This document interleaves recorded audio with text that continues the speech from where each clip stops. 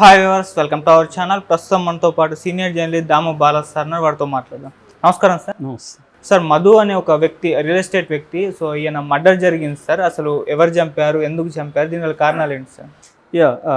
Builder Madhu హత్య అని పెద్ద ఎత్తున 4 రోజుల నుంచి వైరల్ అవుతుంది.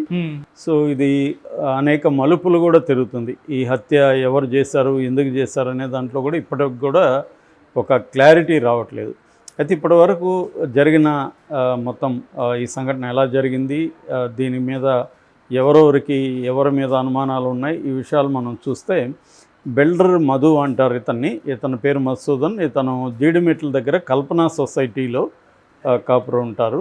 సో ఇతను బేసిక్గా రియల్ ఎస్టేట్ అండ్ ట్రావెల్ ఈ 2 వ్యాపారాలు ఉన్నాయి అతనికి. దాదాపు 200 కోట్ల ఆస్తి అతనికి ఉందని చెప్తున్నారు. అతనికి భార్య వెంకటలక్ష్మి, కూతుర్లు అలేఖ్య, అఖిల అని 2 అమ్మాయిలు ఉన్నారు. అంటే ఇద్దరు కూడా పెళ్ళిడికి వచ్చిన అమ్మాయిలు. ఒక అమ్మాయికి ఆల్రెడీ పెళ్ళి కూడా ఫిక్స్ అయిందని చెప్తున్నారు. సో ఇతనికి 48 ఏళ్ళు బిల్డర్ మధుకి. సో ఇతను ఈ నెల 24న బీదర్కి వెళ్తున్నాను నేను అని చెప్పాడు.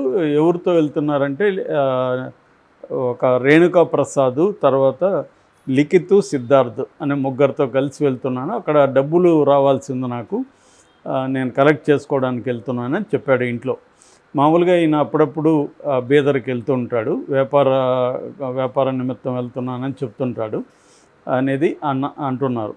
సో అలాగా ఆ రోజు వెళ్ళాడు, 24 వెళ్ళాడు. 24 నైట్ భార్య లక్ష్మి ఫోన్ చేసింది ఆయనకి. నేను రిటర్న్ అయ్యాను, బయలుదేరాను, వస్తున్నానని చెప్పాడు. మళ్ళీ రాలేదు నైటు. 25 మార్నింగ్ మళ్ళీ ఈమె ఫోన్ చేస్తే ఫోను స్విచ్ ఆఫ్ వచ్చింది. దాంతో ఈమె రేణుకా ప్రసాద్ అని అతనితో వెళ్ళాడు కదా అని అతని నెంబరు ఎవరి దగ్గర పట్టుకొని అతనికి ఫోన్ చేసింది. అది కూడా స్విచ్ ఆఫ్ వచ్చింది ఫోను. దాంతో ఈ లోపల ఏమైంది ఏంటో అనుకుంటుంటే ఈ లోపల ఫోన్ వచ్చింది, ఇట్లా కారు యాక్సిడెంట్కి గురైంది, మీరు రండి అంటే ఆమె వాళ్ళ పిల్లలు వాళ్ళ బంధువుల్ని తీసుకొని వెళ్ళారు. వెళ్తే కారు యాక్సిడెంట్ కాదు, కారు దగ్గర ఈయన తలకి రాయితో కొట్టి చంపేస్తున్నారు. సో ఇతని దగ్గర మామూలుగా అయితే ఒంటి మీద బాగా గోల్డ్ ఉంటుంది. మామూలుగా ఆయన ఫోటోల్లో చూస్తే కూడా ఇంతలా చైన్స్, ఇంతలా ఉంగరాలు, 4 ఉంగరాలు, కడియము, అలాగా గోల్డ్ మెన్ లాగా ఉన్నాడనమాట. సో వీళ్ళు చెప్పేదాని ప్రకారం దాదాపు 20-25 లక్షల విలువ చేసే గోల్డ్ ఆయన బాడీ మీద ఉంది. అట్లాగే ఆయన దగ్గర ఒక 5-6 లక్షల క్యాష్ ఉంది. ఈ 2 కూడా మిస్ అయినాయి, ఈ 2 లేవు. అయితే వీళ్ళ 3 కూడా లేరు. అంటే క్లియర్గా వీళ్ళు 3 ఆయన్ని చంపేసి పరారైనారనేది ఇప్పటివరకు పోలీసులు ప్రాథమిక అంచనాకి వచ్చారు. అయితే ఇది బీదర్ పిఎస్ పరిధిలో జరిగింది కాబట్టి కర్ణాటక పోలీసులు బీదర్లో ఎఫ్ఐఆర్ రిజిస్ట్రేషన్ చేసి అక్కడే పోస్ట్ మార్టం కూడా చేశారు. పోస్ట్ మార్టంలో కూడా రాయితో కొట్టి చంపేశారనేది వచ్చింది. ఓకే. సో ఇప్పుడు ఆ 3 పట్టుకోవడానికి బీదర్ పోలీసులు ట్రై చేస్తున్నారు. ఇక్కడేమో మన జీడిమెట్ల కిందకు వస్తుంది కాబట్టి జీడిమెట్ల పోలీస్ స్టేషన్లో కూడా వీళ్ళు కంప్లైంట్ చేశారు. బట్ ఇది జరిగింది అక్కడ కాబట్టి ఆ పోలీస్ స్టేషన్ బీదర్ వాళ్ళు ఎంక్వైరీ చేస్తున్నామని చెప్తున్నారు. వీళ్ళు కోఆర్డినేట్ చేస్తున్నారు జీడిమెట్ల పోలీసులు. సో ఇది బేసిక్గా. అయితే దీంట్లో హత్య ఎందుకు జరిగింది, ఆ రేణుక ప్రసాద్ ఎవరు అనే దగ్గరే కొన్ని కాంట్రడిక్టరీ స్టోరీస్ వస్తున్నాయి. ఒక స్టోరీ ఏమో బిగినింగ్ వచ్చిన స్టోరీ ఏంటంటే ఈ రేణుక ప్రసాద్ అనే అతను ఈ బిల్డర్ మధుకి ఒక క్యాసినోలో పరిచయం అయ్యాడు. ఎందుకంటే మధుకి క్యాసినో పిచ్చింది, అందుకని అతను కర్ణాటకకి, బీదర్కి, ఇటువంటి గోవాకి ఇక్కడంతా వెళ్తుంటాడు. సో ఆ క్రమంలో ఈ రేణుక ప్రసాద్ అనే ఒక 30 ఏళ్ళ కుర్రవాడితో పరిచయం అయింది. ఈ కుర్రవాడు కూడా రకరకాల వ్యాపారాలు చేస్తుంటాడు. సో ఈ కుర్రవాడితో పరిచయం అయిన తర్వాత ఈ కుర్రవాడిని ఏదో ఫంక్షన్కి ఇంటికి పిలిచాడని ఆ ఇంట్లో వీళ్ళ చిన్న కూతుర్ని చూసి అతను ఇష్టపడి ఆ అమ్మాయికి మొత్తానికి ప్రపోజల్ ఏదో చేసి అమ్మాయి లవ్లో పడ్డారు. వాళ్ళిద్దరు లవ్ చేసుకున్నారు. అయితే ఈ క్రమంలో ఇతను తండ్రి బిల్డర్ మధు కూతురికి సంబంధం చూసి ఫిక్స్ చేస్తూ ఉంటే రేణుక ప్రసాద్ అడిగాడని, ఇట్లా నేను ఈ కూతురిని లవ్ చేస్తున్నాను, తను కూడా నన్ను లవ్ చేస్తుంది, మేము ఇద్దరం పెళ్లి చేసుకుంటా ఉంటే అతను ఒప్పుకోకుండా లేదు నేను చూసిన సంబంధాన్ని చేస్తానని చెప్పాడని, అందుకని ఇతన్ని చంపేద్దామని ప్లాన్ చేశాడని, ఇక్కడే హైదరాబాద్లో చంపడానికి ఒక సుపారీ గ్యాంగ్ని కూడా పెట్టుకున్నాడని, బట్ కొద్ది రోజులు ట్రై చేసి వాళ్ళు ఫెయిల్ అయ్యారని దీంతో తనే స్వయంగా రంగంలో దిగి తన ఒక ఇద్దరు ఫ్రెండ్స్ని ఆర్గనైజ్ చేసుకొని ఇట్లా క్యాసినో ఆడదాం, బేదార్కి వెళ్దామని తన్ని చెప్పి తీసుకెళ్ళి అక్కడ క్యాసినో అదంతా ఆడినాక రిటర్న్ వస్తున్నప్పుడు అక్కడ ఒక దగ్గర కారు ఆపి అతన్ని చంపేశారు ఈ ముగ్గురు కలిసి అనేది ఒక వెర్షన్. అయితే దీన్ని వాళ్ళ ఇంట్లో భార్య కానీ వాళ్ళ బంధువులు కానీ ఖండిస్తున్నారు. అటువంటివి ఏమీ జరగలేదు, అసలు మా ఇంటికి ఎప్పుడు రేణుకా ప్రసాద్ రాలేదు, మా కూతుర్లకి అతనికి ఎటువంటి సంబంధం కూడా లేదు, అతను కేవలం డబ్బుల కోసమే నా హస్బెండ్ని చంపాడని లక్ష్మి గారు టీవీకి ఇంటర్వ్యూకి ఇస్తూ చెప్తుంది. ఇటువంటివి జరగలేదు, నా కూతుర్లని అనవసరంగా మీరు ఈ గొడవలేక లాగకండి, సో ఇది కేవలం వాళ్ళు డబ్బుల కోసం చేశారు. ఆ రేణుకా ప్రసాద్ ముఖం కూడా నేను ఎప్పుడు చూడలేదు, అతను ఎప్పుడు ఇంటికి కూడా రాలేదు. కాకపోతే మా హస్బెండ్ ఎప్పుడైనా బయటికి వెళ్తున్నప్పుడు ఒక్కోసారి ఎక్కడికి వెళ్తున్నారంటే రేణుకా ప్రసాద్ అని ఫ్రెండ్ ఉన్నాడు, అతను కలవడానికి వెళ్తున్నాను అని చెప్పేవాడు అని ఆమె చెప్తుంది. సో రెండోది ఏంటంటే మాకు పోలీస్ సెక్యూరిటీ కావాలి, మాకు భయంగా ఉంది, ఈ గొడవ ఆయన చనిపోయింది ఒక పక్క అయితే మా మీద ఇట్లా దుష్ప్రచారం జరుగుతుంది, సో ఇంకా వాళ్ళు దొరకలేదు, బీదర్ పోలీసులు ఏం జరుగుతుందో మాకు ఇన్ఫామ్ చేయట్లేదు అనేది ఆమె ఆందోళనకి గురి మాట్లాడుతోంది. సో ఇక్కడ అంటే మనకి పోలీసులు ఇక్కడ పోలీసులు అంటే ఇప్పటికైనా కనీసం కొంత ఇన్ఫర్మేషన్ వచ్చేది. సో బీదర్ పోలీసులు ఎప్పుడైనా కూడా లోకల్ పోలీసులు ఉంటే వీళ్ళు వెళ్ళి విక్టిమ్స్ వెళ్ళి వాళ్ళ మీద ఏదో ఒక ప్రెజర్ చేస్తారు కాబట్టి కొంత స్పీడప్ అవుతుంది.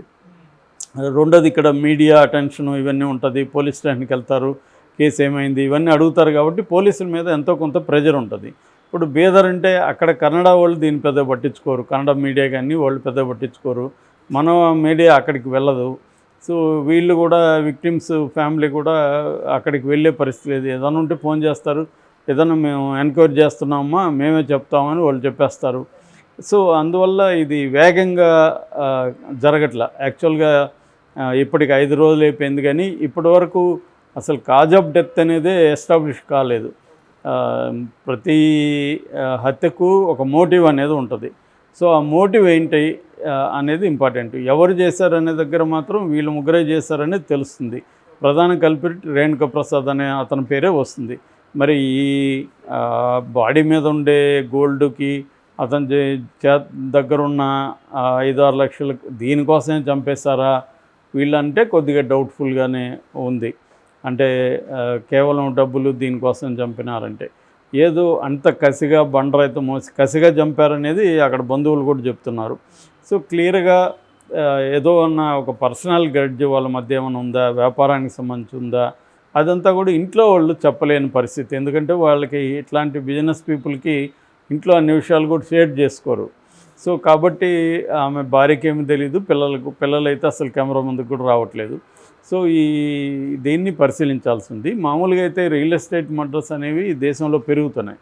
మనకు సంవత్సరంలో ఇండియాలో దాదాపు 28 నుంచి 30,000 మర్డర్స్ పర్ ఇయర్ జరుగుతాయి. అందులో దాదాపు 10,000 వరకు హత్యలు డిస్ప్యూట్ రిలేటెడ్ హత్యలు 10,000 దాకా ఉన్నాయని ఇది ఒక అంచనా అన్నమాట.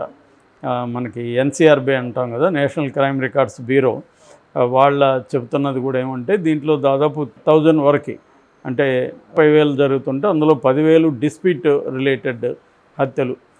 అందులో కూడా మేజర్గా ల్యాండ్ డిస్ప్యూట్ రిలేటెడ్ హత్యలు, రియల్ ఎస్టేట్ రిలేటెడ్ హత్యలు బాగా పెరుగుతున్నాయి. ఆ మధ్య కూడా చెన్నైలో ఒక 2 ఏళ్ల పరిధిలో 600 హత్యలు ఓన్లీ ఈ రియల్ ఎస్టేట్ రిలేటెడ్ జరిగాయి. దీనికి వాళ్ళు అక్కడ చెప్తున్న ప్రధాన కారణం ఏంటంటే రియల్ ఎస్టేట్ పెరిగే కొద్దీ హత్యలు కూడా పెరుగుతున్నాయని. అంటే రేట్లు పెరిగే కొద్దీ ఆ రేంజ్లో హత్యలు కూడా పెరుగుతున్నాయి. ఎందుకంటే ఇప్పటికి కూడా మనకి అర్బన్ కానీ లేకపోతే రూరల్లో ల్యాండ్స్కి సంబంధించి క్లియర్ టైటిల్స్ లేకపోవడం, కన్క్లూజివ్ టైటిల్స్ అనేవి లేకపోవడం, రకరకాల ల్యాండ్ ఇష్యూస్ గందరగోళంగా ఉండడం, తర్వాత ఆక్యుపేషన్స్ ఇష్టం వచ్చినట్టుగా చేయడం, పోలీసులే దీనికి దోహదపడుతున్నాం, రాజకీయ నాయకులు పోలీసులు. ఎందుకంటే ఈజీ మనీ.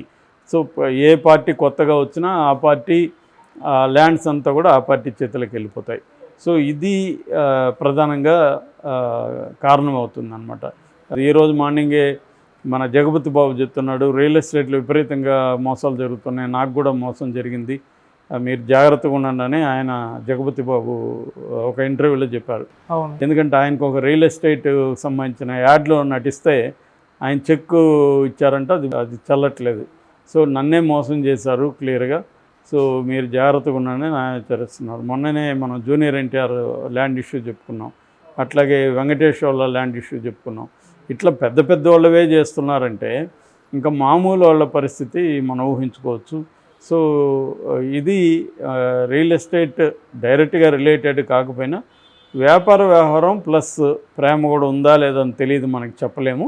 బట్ ఖచ్చితంగా అయితే ఇందులో మనీ అండ్ బిజినెస్ ఈ రెండు అయితే కనెక్ట్ అయినట్టుగా కనిపిస్తుంది. Okay sir, thank you so much.